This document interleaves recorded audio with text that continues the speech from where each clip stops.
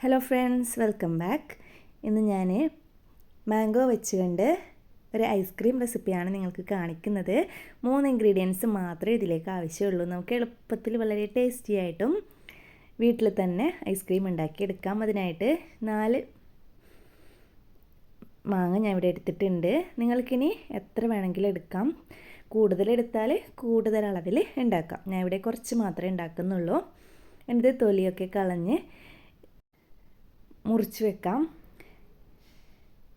ഇവിടെ ഒരെണ്ണം മാത്രമാണ് ഞാൻ ചെറുതാക്കിയിട്ട് കട്ട് ചെയ്യുന്നത്, ക്യൂബ്സ് ആക്കിയിട്ട്.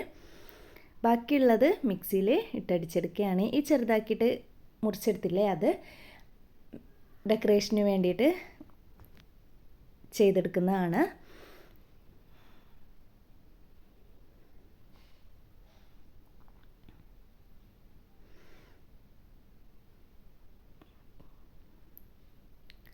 അങ്ങനെ ഞാൻ മുഴുവനായിട്ടും മുറിച്ച് കഴിഞ്ഞു. ഇത് ക്യൂബ്സ് ആക്കി കട്ട് ചെയ്തത് വേറെ പാത്രത്തിലേക്ക് മാറ്റിയിട്ടുണ്ട്. ബാക്കിയുള്ളത് ഞാൻ ഒരു മിക്സിയുടെ ജാറിലേക്ക് ഇട്ട് കൊടുക്കുകയാണ്. ഇനി ഇതിലേക്ക് നമ്മൾക്ക് ആവശ്യമുള്ള പഞ്ചസാരയും കൂടി ഇട്ട് കൊടുക്കാം. 3/4 കപ്പ് പഞ്ചസാര ഞാൻ ഇവിടെ ഇട്ട് കൊടുത്തിട്ടുണ്ട്. അത് നിങ്ങളുടെ ഇഷ്ടത്തിനനുസരിച്ചിട്ട് ഇട്ടെടുക്കുക. 3/4 കപ്പ് എന്ന് പറയുമ്പോൾ നല്ല പാകത്തിനുള്ള മധുരമാണ്. മധുരം അത്ര വേണ്ടെങ്കിൽ, മധുരമുള്ള മാങ്ങയൊക്കെ ആണെങ്കിൽ പഞ്ചസാര കുറച്ചെടുക്കുക.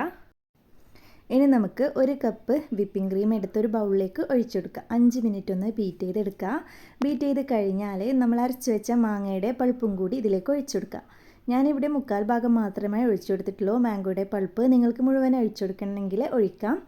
ഞാൻ കുറച്ച് ഭാഗം മാറ്റി വെച്ചത് ഫൈനലായിട്ട് നമ്മൾ സെറ്റ് ചെയ്യൂലേ, അപ്പം മുകളിലേക്കായിട്ട് ഒന്ന് തേച്ച് കൊടുക്കാനാണ്. ഇനി ഇതാ മാംഗോയുടെ പൾപ്പും കൂടി ഇട്ട് കൊടുത്ത് ജസ്റ്റ് ഒന്ന് ബീറ്റ് ചെയ്യാം.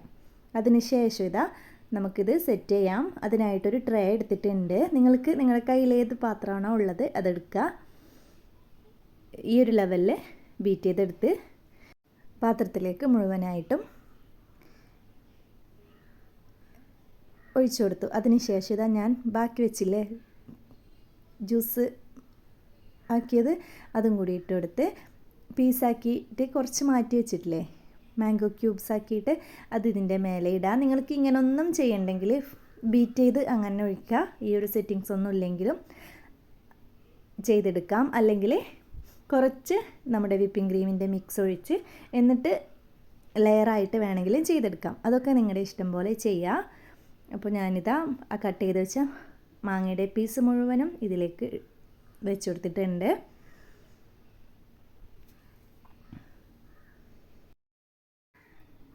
ഇനി ഇതൊന്ന് അടച്ച് വെച്ച് നമുക്ക് ഫ്രീസറിലാണ് വെക്കേണ്ടത്. ഒരു 8 മണിക്കൂറെങ്കിലും വെച്ച് കൊടുക്കാം. ഞാൻ ഇത് 6 മണിക്കൂർ മാത്രമേ വെച്ചിട്ടുള്ളൂ. കുട്ടികൾ തിരക്കാക്കിക്കൊണ്ട് എന്നിട്ട് ഞാൻ ഇത് 6 മണിക്കൂർ മാത്രം വെച്ചതിന് ശേഷമാണിത് സെർവ് ചെയ്തത്. അപ്പോൾ ഇതാ ഒരു സ്കൂപ്പർ എടുക്കുക. നിങ്ങളുടെ കയ്യിൽ ഏതാണോ ഉള്ളത്, സ്പൂണാണ് ഉള്ളതെങ്കിൽ അത് വെച്ച് കോരിയെടുക്കുക. ഈ ഒരു ലെവലിൽ തന്നെ കോരിയെടുക്കാനായിട്ട് നോക്കുക. ഞാൻ ഇതാ ഒരു തവിയാണ് എടുത്തിട്ടുള്ളത്, സ്കൂപ്പറൊന്നും എൻ്റെ കയ്യിലില്ല.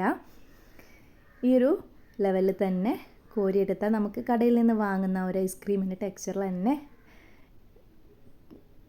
കിട്ടുന്നതാണ്. കാണുമ്പോൾ തന്നെ മനസ്സിലാകുന്നില്ല, നമ്മൾ കടയിൽ നിന്നൊക്കെ വാങ്ങിയിട്ട് ഇങ്ങനെ കോരി കഴിക്കുമ്പോഴും അതുപോലെ തന്നെ അതിനേക്കാളും ടേസ്റ്റാണെന്ന് തന്നെ പറയാം. അപ്പോൾ എല്ലാവരും ഈ സിമ്പിൾ ഐസ്ക്രീം റെസിപ്പി ഒന്ന് റെഡിയാക്കി നോക്കുക. വീഡിയോ ഇഷ്ടമായിട്ടുണ്ടെങ്കിൽ എൻ്റെ ചാനലൊന്ന് സബ്സ്ക്രൈബ് ചെയ്തതിനെ സപ്പോർട്ട് ചെയ്യുക. വേറൊരു വീഡിയോയുമായി കാണുന്നത് വരെ എല്ലാവരോടും bye. Thanks for watching my video.